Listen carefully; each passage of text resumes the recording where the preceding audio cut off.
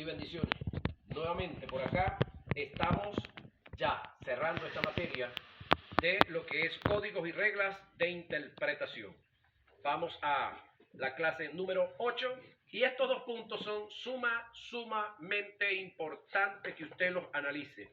Hasta ahora no he visto otra casa de estudio que me hable de estos dos puntos como tal. Es decir, la mayoría cuando me hablan de revelación se quedan ahí revelación. Pero hay dos tipos, cuando me hablan de inspiración. El detalle es que hay dos tipos de inspiración. Vamos a estudiarlo para que podamos darnos cuenta de algunas cositas por acá y podamos entender a los que escribieron lo que escribieron y no le echemos la culpa a ellos de cosas que escribieron. Definición de cada uno de ellos. Teoneusto, ¿sí? Es un término compuesto. Teo, Dios, pro, respirar. Es usado en 2 a Timoteo 3:16 en contraste a los escritos seculares. Este tipo de inspiración bajo este término indica el poder sobrenatural que Dios le dio a los hombres por su espíritu para que hicieran registro de las cosas tales y como sucedieron. Cabe aclarar que este tipo de inspiración está de parte de Dios, en que los hombres escribieran exactamente las cosas como sucedieron, aunque en lo que sucedió, de lo que los hombres hicieron y dijeron, se dieron ciertas mentiras y contradicciones. Esto da la posibilidad que haya contradicciones en lo que está escrito en la Biblia, en lo que los hombres hicieron y dijeron, pero nunca vamos a conseguir una contradicción ni una mentira en lo que está registrado en las Sagradas Escrituras atribuido al conjunto de la deidad, ni a los ángeles, ni a los profetas que hablaron bajo dirección de Dios. Ejemplo, Andrés dice que el pez tiene 5 patas. Dios inspira a José para que escriba lo que Andrés dijo. La pregunta ¿es verdad que el pez tiene 5 patas? Ajá. No, es totalmente falso. Pero ¿es una verdad que Andrés lo dijo? Sí. Entonces, la inspiración en Dios está en que se escriba exactamente lo que dijo Andrés. ¿Y qué fue lo que dijo Andrés? Que el pez tiene 5 patas. Aunque lo dicho por Andrés contenga ciertas mentiras y contradicciones. Es decir, Dios responde porque se escriba lo que Andrés dijo, pero no es responsable por lo que dijo Andrés. Esto es inspiración, o uno de los tipos de inspiración. Ejemplos bíblicos que corroboran lo anterior.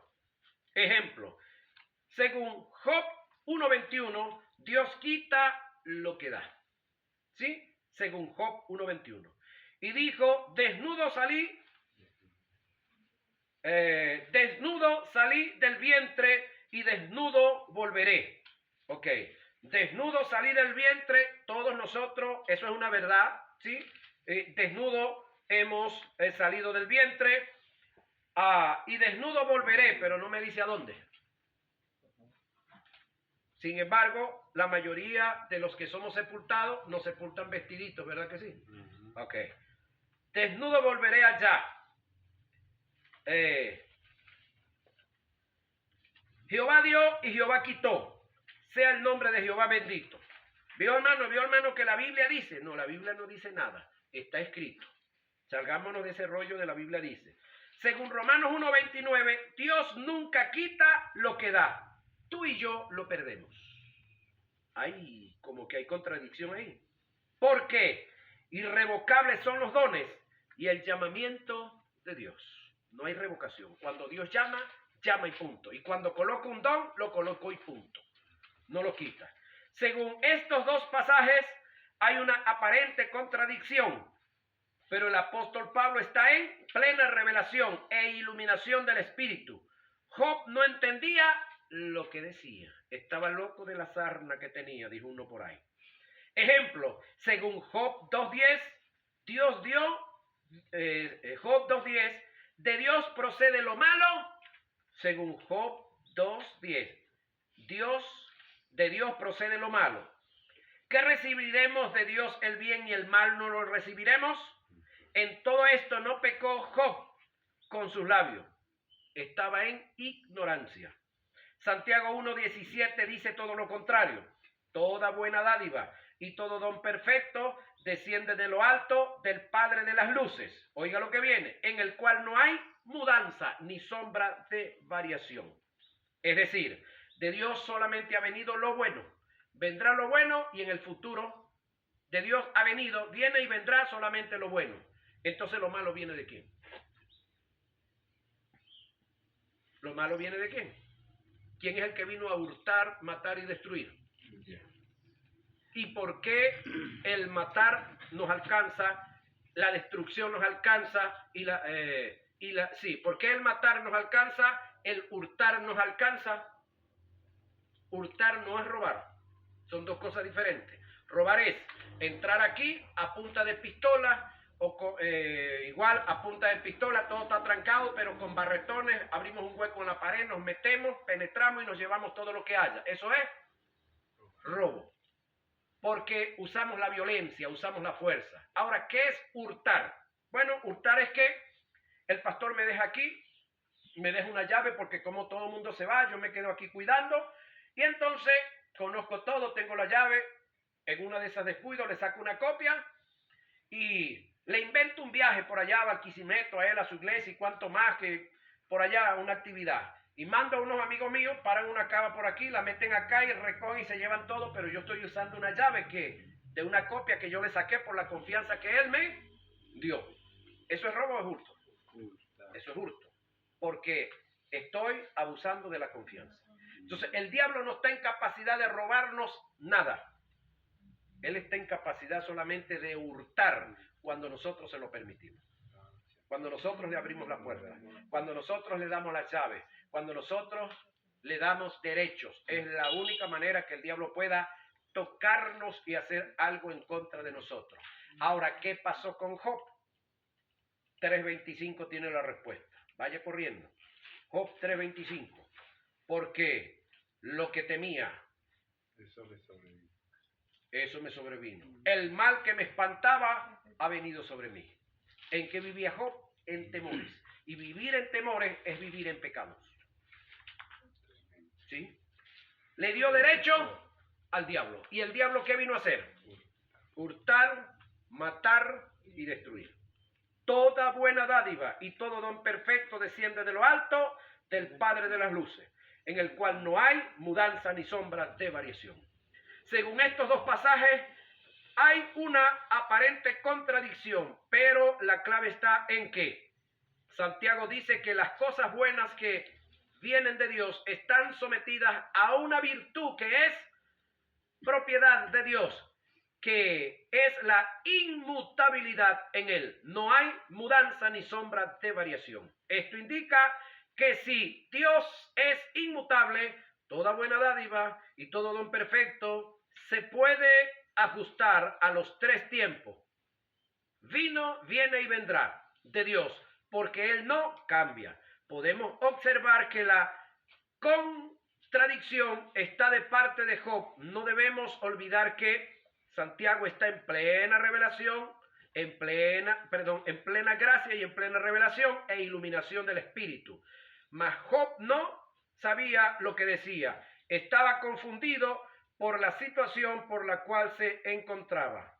Hay la posibilidad de que usted como lector analice los dos ejemplos que acabamos de leer, donde Job se encuentra confundido por la situación y puede hacerse la pregunta: ¿en qué nos basamos para confirmar que Job estaba confundido?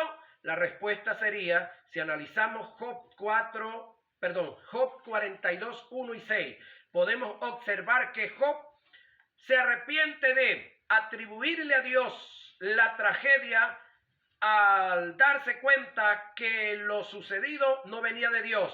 El pasaje dice, respondiendo Job a Jehová, dijo, yo conozco que todo lo puede y que no hay pensamiento que se esconda de ti, porque es el que oscurece el consejo sin entendimiento. Por tanto, yo hablaba lo que no entendía, cosas demasiadas maravillosas que yo no comprendía. De oídas te había oído, mas ahora mis ojos te ven. Por tanto, me arrepiento, me aborrezco, las dos cosas, en polvo y ceniza. Pero como la gente lee los primeros capítulos de Job, no llega ni al 20 para arriba, menos al 42. Hacemos lo mismo que hacemos con los científicos. Un científico nuevo, cuando está en pleno apogeo, cuando está en sus emociones, habla mal de Dios, habla mal de todo lo sagrado, dice que eso no existe, pero cuando ya estudian, analizan y profundizan en el conocimiento y en todos lados donde meten los ojos se consiguen a Dios, terminan convirtiéndose a Dios. Y los últimos libros que escriben adoran a Dios y reconocen a Dios, pero los primeros maldijeron a Dios. Pero la gente lee los primeros libros, no lee los segundos.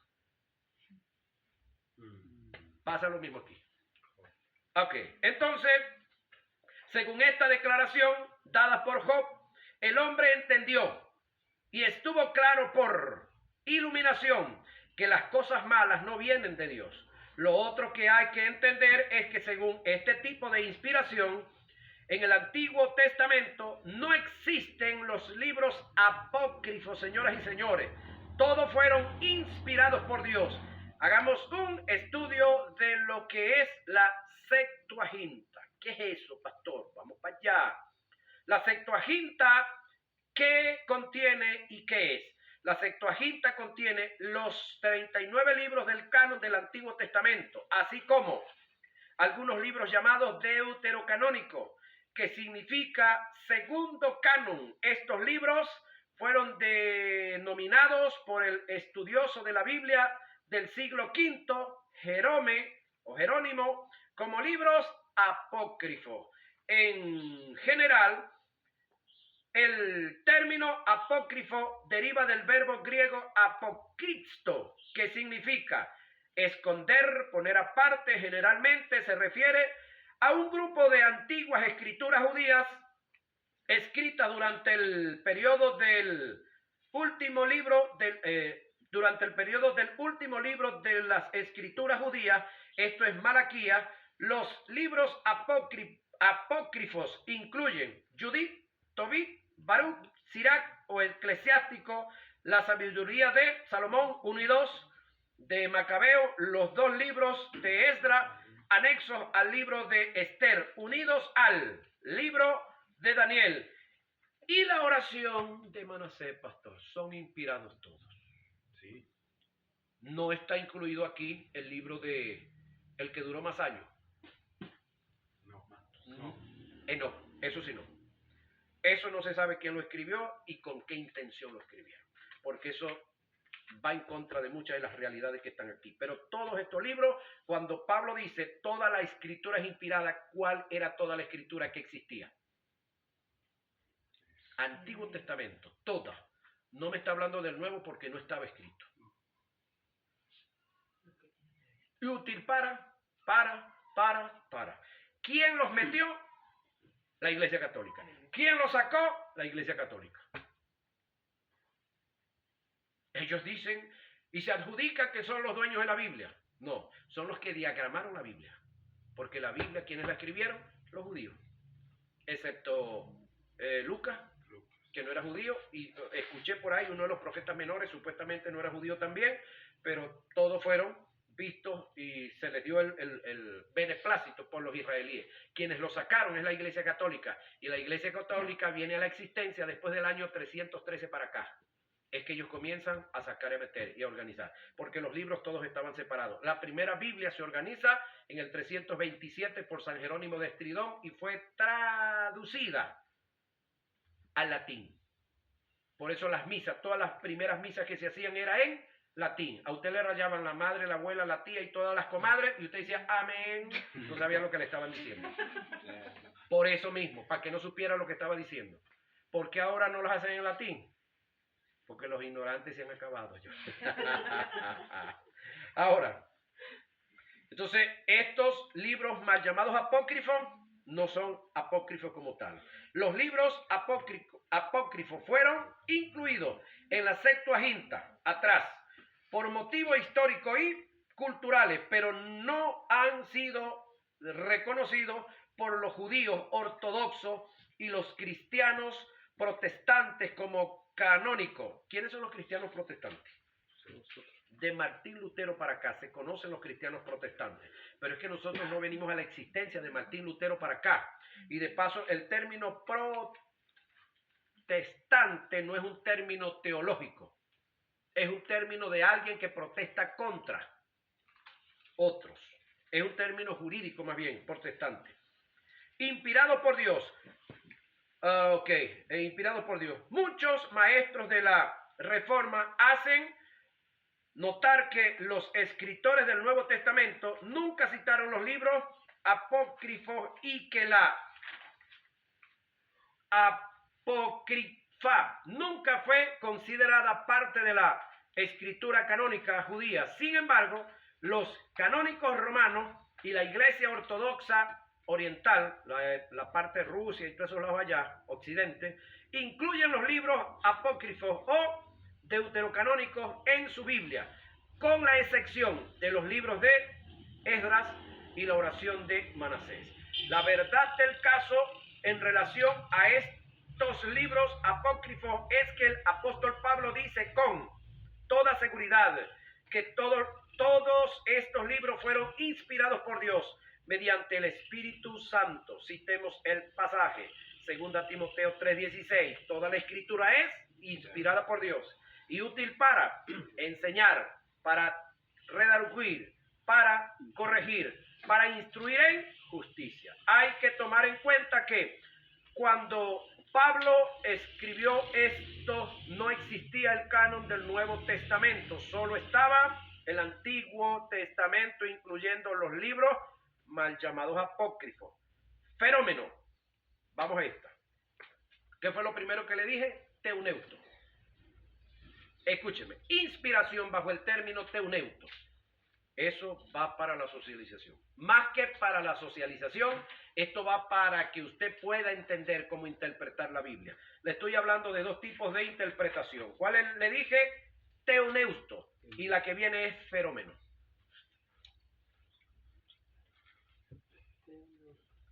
Este es un verbo derivado del sustantivo feron, que indica, oiga, llevar y traer. Se traduce siendo inspirado en el uso de este verbo, que significa que fueron llevados o impelidos por el poder del Espíritu Santo, no actuando en conformidad con sus propias voluntades, ni expresando sus propios pensamientos. Siguieron la mente de Dios en palabras dadas y ministradas por la fe. Es decir, fenómeno es el dictamen de Dios, bien sea en una forma directa, los 10 mandamientos, o por el Espíritu Santo a los hombres que Él escogió para escribir sus pensamientos. La carta de Apocalipsis es un ejemplo de lo que venimos tratando. Es decir, cuando usted se aprende estos dos términos y usted escucha un predicador, o si usted esté en un sitio y usted va a oír un predicador, usted va a darse cuenta si la lectura que él hizo, la hizo en el término teuneuto o la hizo en fenómeno. ¿Sí? Pero esto tiene que ver con ejercitar el oído y el conocimiento. Oído y conocimiento. Dos términos de inspiración. Fenómeno y teuneuto. Teuneuto no hay error, no hay margen de error, no hay equivocación. Voy otra vez, el libro de Apocalipsis, que de paso, así como está Apocalipsis escrito, lo que del primer capítulo se va a cumplir en el primero, lo del segundo así se va a cumplir cronológicamente como está escrito. Pero usted lee otros libros en el cual lo que está escrito en el segundo capítulo era del primero, lo que está escrito en el tercero era del segundo. Y entonces eso lo lleva a usted a estudiar, a analizar. Parece que nos complicaron la vida un poquito ahí. Pero cuando se trata de fenómeno, no, todo va específicamente como está.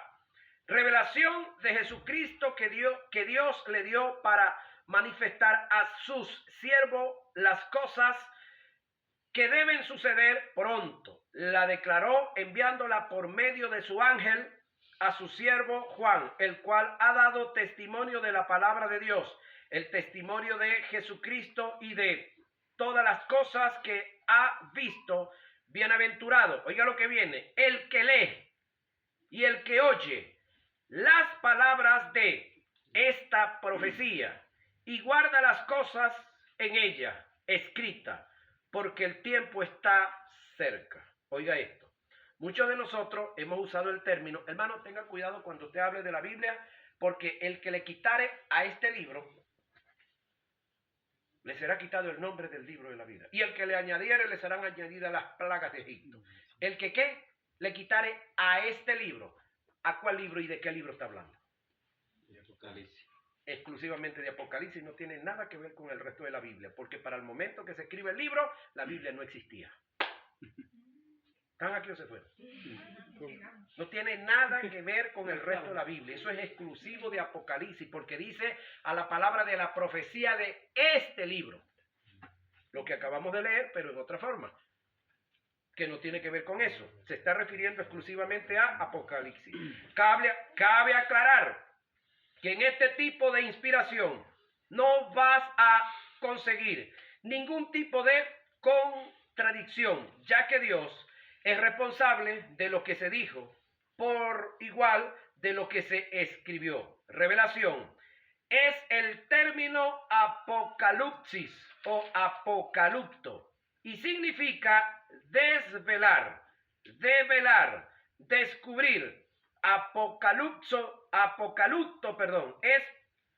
es puesto en contraste con subcalipto, que indica tapar o cubrir totalmente. Es decir, el término apocalipsis indica quitar el velo para mostrar algo, aunque no haya entendimiento y comprensión de lo que se está mostrando. Lo que nos pasa a muchos de nosotros cuando leemos el libro de Apocalipsis.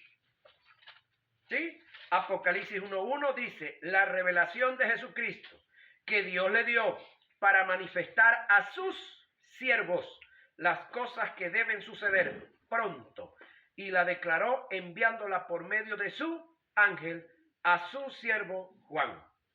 Para conseguir sentido a la revelación se debe tener iluminación. Podemos tener la revelación de Dios frente a nosotros y por diversas causas no tener iluminación de ella. El ejemplo claro lo tenemos en los personajes que se conducían camino a Emaú. Tenían al Cristo resucitado de frente y no tuvieron iluminación de él, sino hasta el fin de la jornada. ¿Se recuerda usted? Caminaron con él, anduvieron con él, le echaron cuento al que conoce la historia. Y he aquí, dos de ellos iban el mismo día a una aldea llamada Emaús, que estaba a 70 estadios de Jerusalén, e iban hablando entre sí de todas aquellas cosas que habían acontecido. Sucedió que mientras hablaban y discutían entre sí, Jesús mismo se acercó y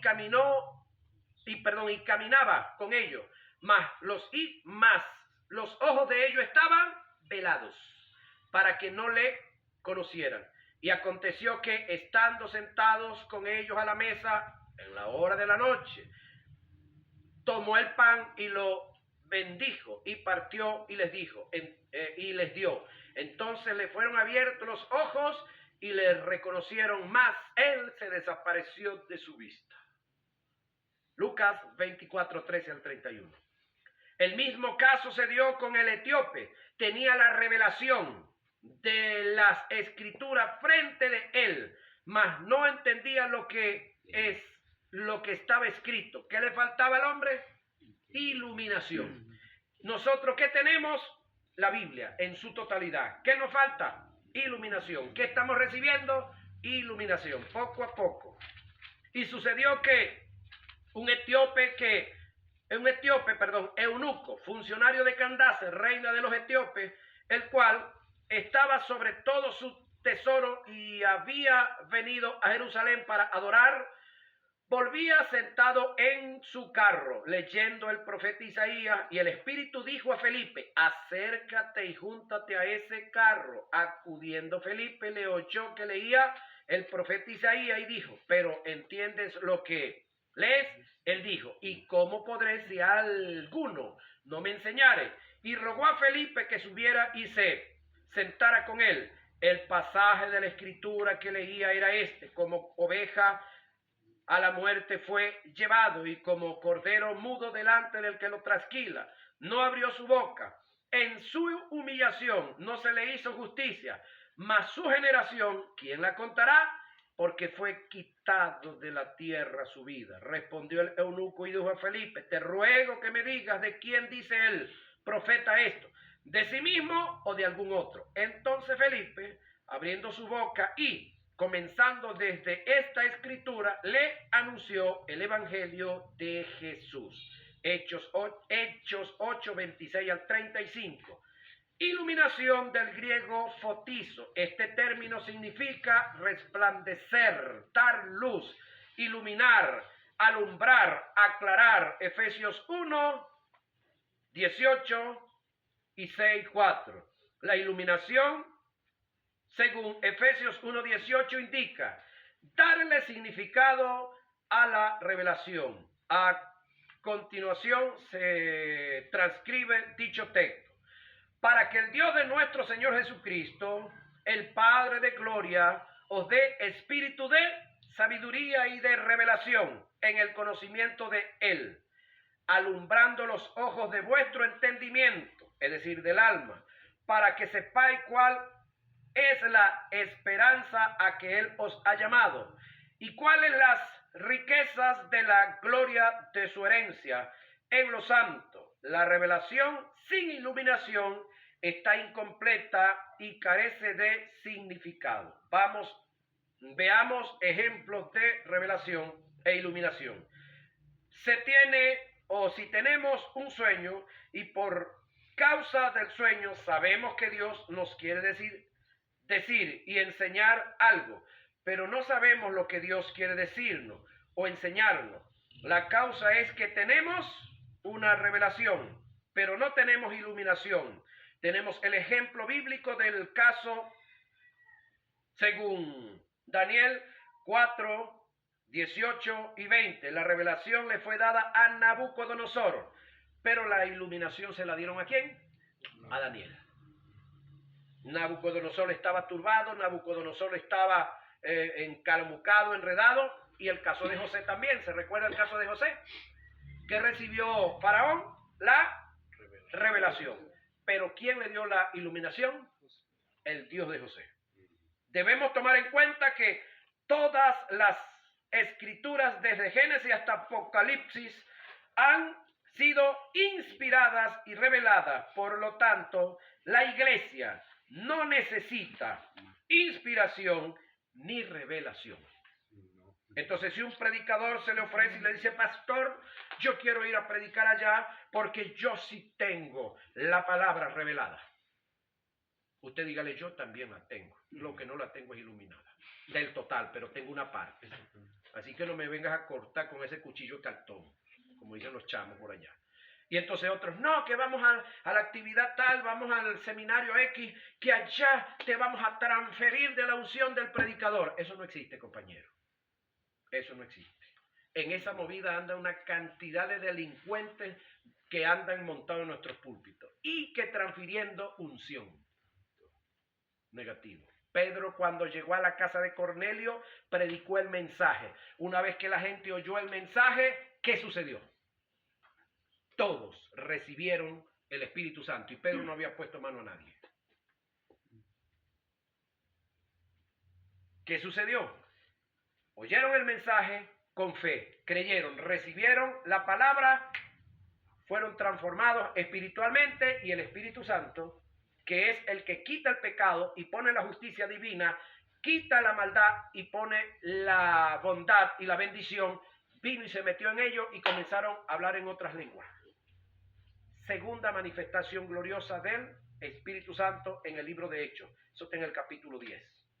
en la casa de Cornelio, un gentil. Y después Pedro se metió en tremendo lío porque cuando llegó a la iglesia en Jerusalén le dijeron, ya va, ¿quién te dio permiso para que fueras para allá? ¿A quién le pediste carta? ¿Quién fue el que le habló a Pedro cuando le bajó el lienzo y le dijo, mata y con mi Pedro? Y dijo, no, yo soy un judío, soy piadoso de la ley. Pedro, no, y no he comido nada inmundo. Pedro, lo que yo santifiqué, no lo llames tú común o inmundo. Al ratico llegaron 3 hombres a buscarlo, pero ya tenía la enseñanza por delante. Que los gentiles no eran común ni eran inmundos. Él los había santificado también en su muerte y resurrección. Los judíos creían que eso era solamente para ellos. No, había un trabajo que ya se estaba haciendo. Es más, Gadara no era perteneciente a Israel. Samaria no pertenecía a Israel. Cuando Jesús predica en Gadara y el gadareno se quiso venir con Jesús, ¿qué le dijo Jesús? No, compañero, no. Regrésese a lo suyo y cuéntele cuán grandes cosas Dios ha hecho contigo. A Jesús lo rechazaron, pero al que Jesús había liberado no lo podían rechazar. Lo conocían muy bien. Ahora, Decápolis, 10 ciudades que ese hombre les predicó, todos gentiles. Ahí ya el ministerio de la salvación, de la gracia, estaba caminando sobre los gentiles. Pozo de Jacob. Jesús estaba hablando con una mujer, de la cual le reveló que de los 5 maridos que había tenido, tenía uno sexto y tampoco era de ella. La mujer no era pichirre, dice mi suegro. Lo prestaba tremendamente. Y le dijo, el que ahora tienes tampoco es tuyo. Señor, me parece que tú eres profeta. Luego que la mujer se convence del mensaje, ¿qué hizo? Salió corriendo. Escúcheme, no la doctrinó, no la bautizó, no le dio el catecismo y es la primera evangelista gentil que sale a evangelizar a los mismos gentiles.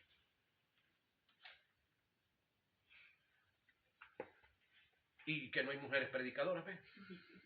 Que las mujeres no hay ministerio para ellas. ¿Usted ha visto una judía haber hecho eso? No. Los sacerdotes eran los reyes y señores y todo. Esa mujer fue y se trajo la gran cantidad de los hombres que pudo. El pueblo vino y escuchó a Jesús. Al rato y de paso le dijeron, bueno, véngase con nosotros. 2 días se quedó con ellos. Y ya después decían los chicos, decían, no solamente creemos por lo que tú nos dijiste, ahora estamos creyendo por lo que oímos y vimos nosotros mismos. Otra incursión hacia los gentiles. Y aquí Pedro, en una tercera hacia los gentiles, la iglesia le cae encima.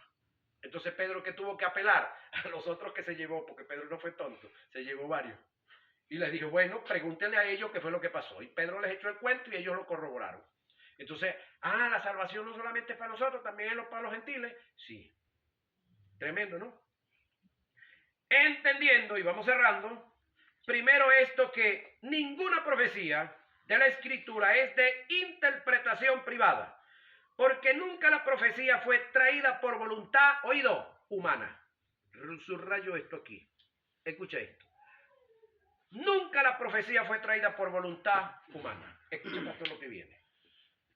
Tenemos el montón de amigos que andan por ahí en los púlpitos. Y entonces, como ellos saben que el cauchero maneja plata, por ahí creen que tiene, pero lo que hace es que maneja por ahí. Entonces, a él le lanzan tremenda profecía. El detalle es esto. Dice, yo profetizo sobre ti. Ya va, ¿cómo? Yo profetizo sobre ti. ¿Qué dice la Biblia? Que ninguna profecía es traída por voluntad humana. Eso no lo han leído estos bandidos. Y si lo han leído, no le paran. Entonces, sáquese ese error, si ese error está aquí, o si usted quiere chocar con la Biblia, yo no tengo problema, ese es su problema. Si quieren seguir chocando con la Biblia, ninguna profecía es de voluntad humana. Por lo tanto, en el Antiguo Testamento, como decían los profetas, así dice el Espíritu de Jehová. En el Nuevo Testamento, como decían los apóstoles y los profetas, así dice el Espíritu Santo. Pero los de ahorita, ¿qué dicen? Yo profetizo sobre ti. Otros pidiendo profecía. Yo estaba en una radio por allá en una ocasión y recibí una llamada y la persona que me llamaba era una dama y me decía, pastor, yo quiero que profetice sobre mí, yo quiero que profetice sobre mí. ¿Por qué dicen eso? Por la maña estas que tienen algunos que andan profetizando sobre los demás. Escúcheme, un hombre llamado Juan le escribió a un amigo de él llamado Gallo y le dijo, yo deseo que tú seas prosperado como prospera tu alma. No dijo yo profetizo sobre ti. No metió a Dios ni al Espíritu en ese lugar. Que dijo, yo deseo que tú seas prosperado, como prospera tu alma, tu entendimiento. Porque si a usted le entregan, pastor, ahorita $5 millones, ¿qué haría usted con eso? Si usted no tiene planes, si usted no tiene nada concreto, nada que hacer, usted se vuelve loquito. Y no usted, cualquiera, que esté desorientado y que no tenga planificación en su vida. Pero si usted tiene planificación en su vida y de repente la planificación llega a 8 millones, usted dice, bueno, yo haría esto y todavía me faltan 2. Pero eso es para los que están planificados. Por eso el tema, yo quiero que tú seas prosperado como prospera los planes, la planificación. Planificación. Como estás planificado, yo deseo que tú seas prosperado. Pero ese deseo de Juan Agallo, un predicador decía, yo no sé hasta cuándo nuestros ponentes van a estar con ese jueguito de yo profetizo sobre ti. ¿Por qué usted no saca, es decir, por qué usted no es más claro en vez de estar diciendo que el Señor te dice, diga, mi espíritu te dice, y no metan a Dios en esa broma, es el deseo de ustedes. El deseo de nosotros es malo, no es bueno, pero no metamos a Dios en los deseos suyos. ¿Sí? Ok. Ahora, ninguna profecía fue traída por voluntad humana, sino que los santos, hombres de Dios, hablaron siendo inspirados por el Espíritu Santo. Pero tenemos una profecía más sólida que cualquiera de esas que andan diciendo. ¿Cuál es esa? Esa que tenemos allí, escrita ya. Esa es más segura y más sólida. Porque de paso, los que vienen a decir y los que andan diciendo profecía, no me pueden violar esta que está aquí. Porque el Espíritu Santo que inspiró a los que escribieron, no va a venir a contradecir a los que él mandó a escribir lo que ya está escrito. ¿Es así o no es así? Si estoy pelado, corrígeme. Oren por mí, me ungen con manteca de cochino, con aceite tártaro si quieren. Pero creo que eso es lo que me enseña la Biblia. Señoras y señores, primera materia. Hemos terminado. Dios me les bendiga.